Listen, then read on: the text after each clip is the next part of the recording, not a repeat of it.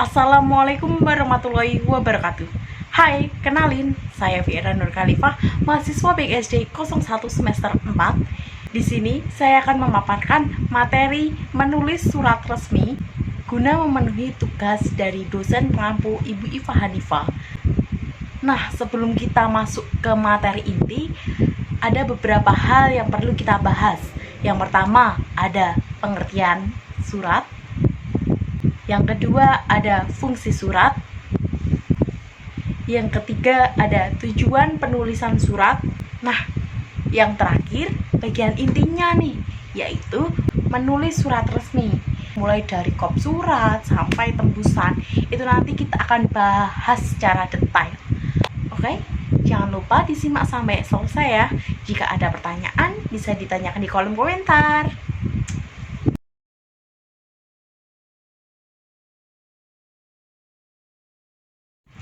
Pembahasan yang pertama adalah pengertian surat. Surat adalah sebuah alat atau media komunikasi yang berupa tulisan yang berisi informasi, pesan, pernyataan, atau tanggapan sesuai keinginan penulis surat. Surat dipandang sebagai alat komunikasi tulis yang paling efisien, efektif, ekonomis, dan praktis dibandingkan dengan komunikasi sesuai dengan sumber aslinya. Peranan surat itu lebih penting lagi, terutama dalam surat resmi, seperti surat yang dikeluarkan oleh organisasi atau lembaga. Pembahasan yang kedua adalah fungsi surat. Yang pertama, surat sebagai alat komunikasi. Surat dijadikan sebagai penyampai informasi dari penulisnya kepada pembaca atau penerimanya. Sebagai alat komunikasi, surat tidak hanya bersifat satu arah, melainkan juga dua arah dan segala arah.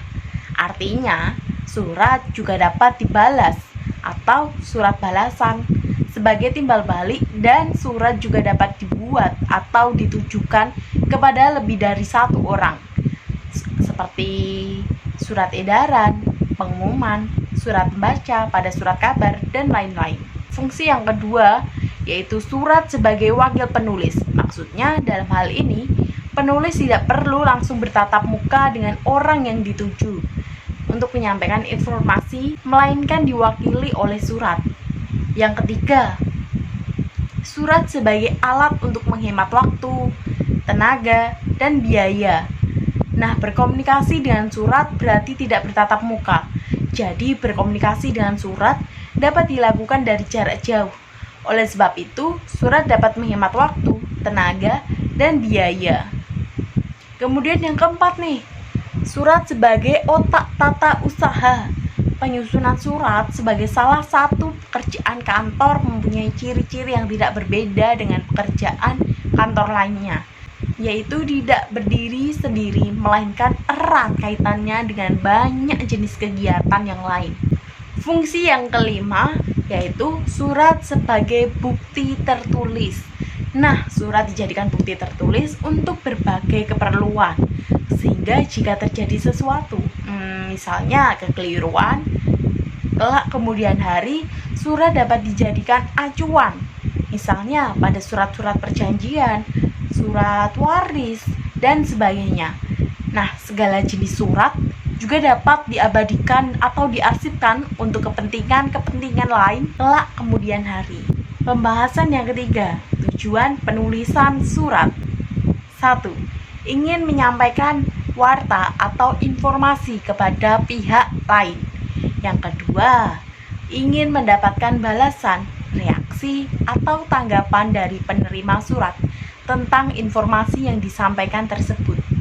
Tujuan yang ketiga, dapat memperlancar arus informasi sehingga informasi yang diterima begitu jelas.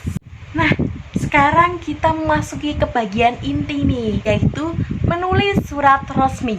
Yang pertama, bagian pertama adalah apa ya?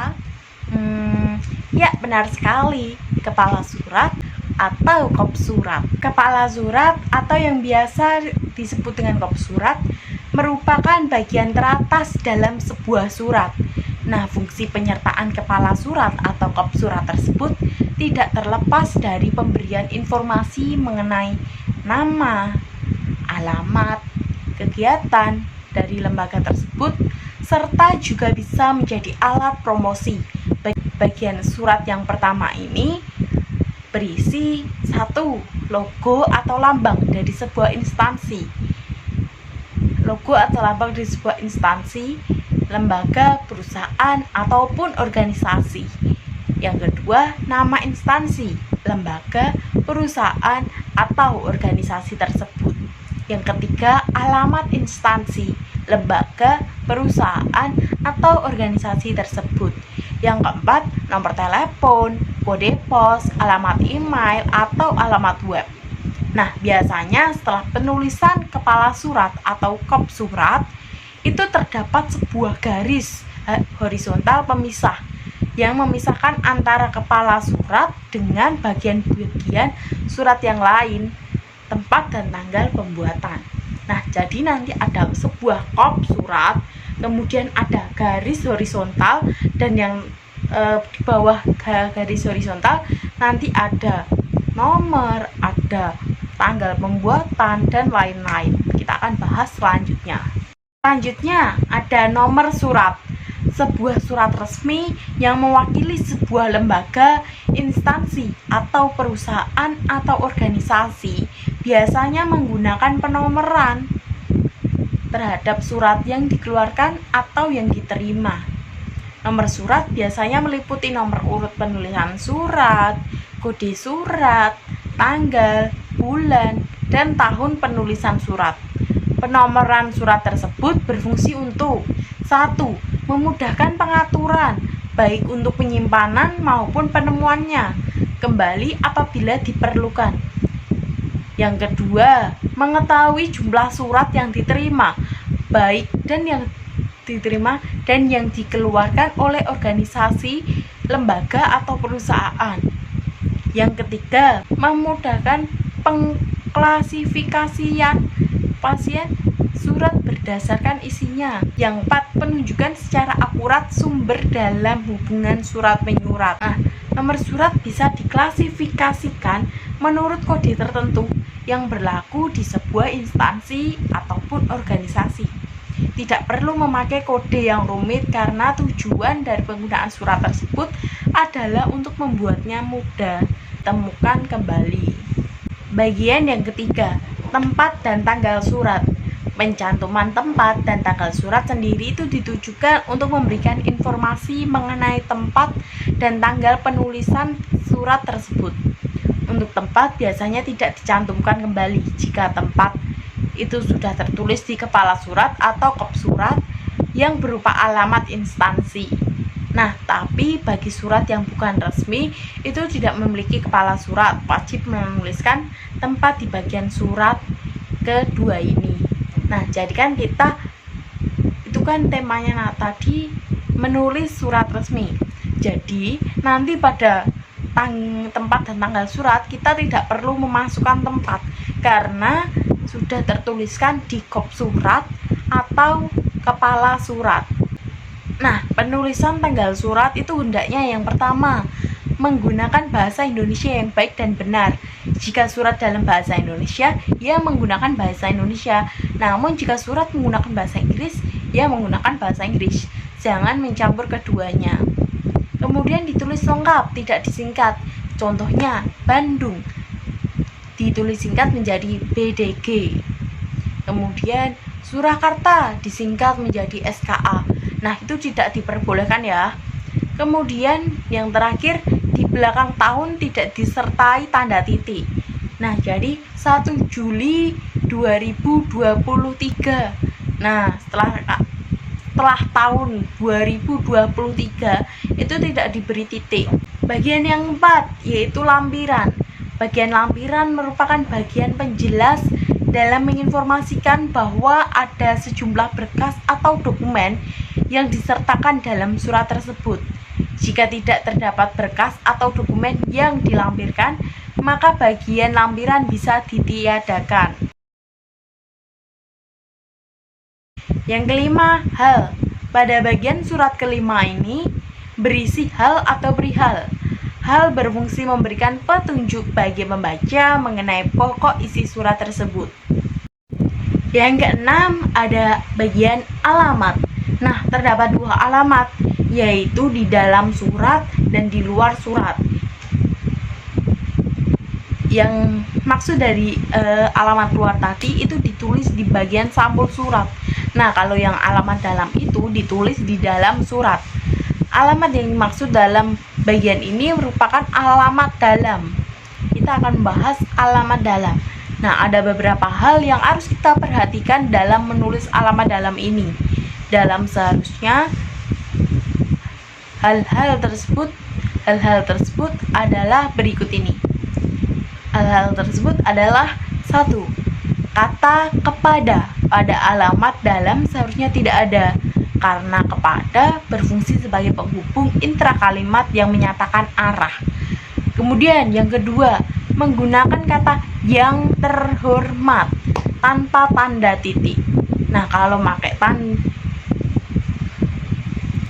Kalau memakai kalimat yang terhormat itu tidak perlu memakai tanda titik. Namun yang bisa disingkat itu.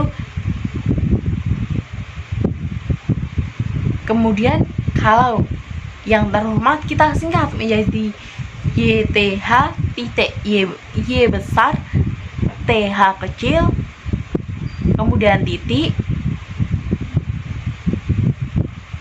Jika disingkat itu YTH. Kemudian dari yang terhormat kita singkat menjadi YTH. Itu memerlukan tanda titik. Jadi jika tidak disingkat yang terhormat itu tidak perlu menggunakan tanda titik. Namun kalau YTH itu perlu menggunakan tanda titik jika dipersingkat. Kemudian yang ketiga, menggunakan kata bapak, ibu, saudara. Jika yang dituju adalah seseorang bukan nama instansi, kata bapak, ibu, saudara selalu ditulis dengan huruf kapital di awal kata dan diikuti oleh nama orang. Sedangkan jika memiliki gelar akademik, misal profesor, maka tidak perlu menggunakan kata sapaan bapak, ibu, ataupun saudara. Yang keempat, penulisan kata jalan tidak disingkat. Di setiap baris pada bagian alamat dalam tidak diakhiri oleh tanda titik dan harus ditulis secara lengkap bersama nama gang, nomor, RT, RW, kota, dan provinsi. Yang kelima, kode pos hanya dituliskan pada alamat sampul, tidak perlu dicantumkan di surat.